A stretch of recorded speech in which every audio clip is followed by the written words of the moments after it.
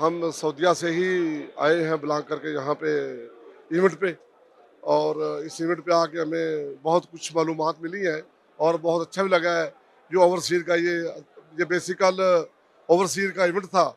और इसमें ओवरसीज़ कुछ तो जितने जो भी ताजर आए हैं दुबई से, यूरोप से, अमेरिका से, एक तो उन सबसे मुलाकातें हुई हैं। और दूसरा जो लोगों ने अपने मसले मसाइल थे एक दूसरे से शेयर किए हैं।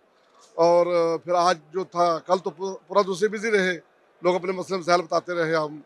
और आज बड़ी खुशी हुई, सबसे पहले जो आसिफ साहब ने तकरीर की और उन्होंने बताया कि ये हमें तरतीब पाक फ़ौज के जो दूसरे मुल्कों के हालात बताए उन्होंने, वो ठीक कहा उन्होंने कि देखिए अदारों के साथ चलना पड़ता है, जो भी हो। अगर हम अदारों के साथ नहीं चलेंगे तो अपने मुल्क का नुकसान है। जैसे सीरिया का क्या हाल हुआ हमारे सामने है, जो हमारे लिए देख रहे हैं।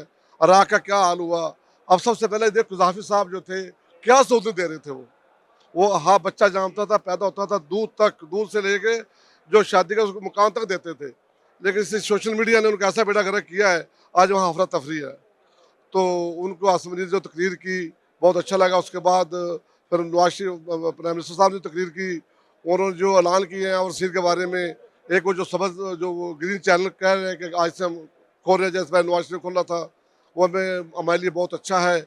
और फ़ोन के बारे में उन्होंने कहा है, वो फ़िलहाल तो टाल-मटोल करते रहे, लेकिन उम्मीद है कि उस पे भी करेंगे। और कहा कि जब हमारी IMF से छुटकारा हो जाएगा, हम आपको काफ़ी सहूलतें देंगे, उम्मीद है देंगे वो। और जो हमारे लिए जो सहूलतें दी, हम उस पे खुश हैं।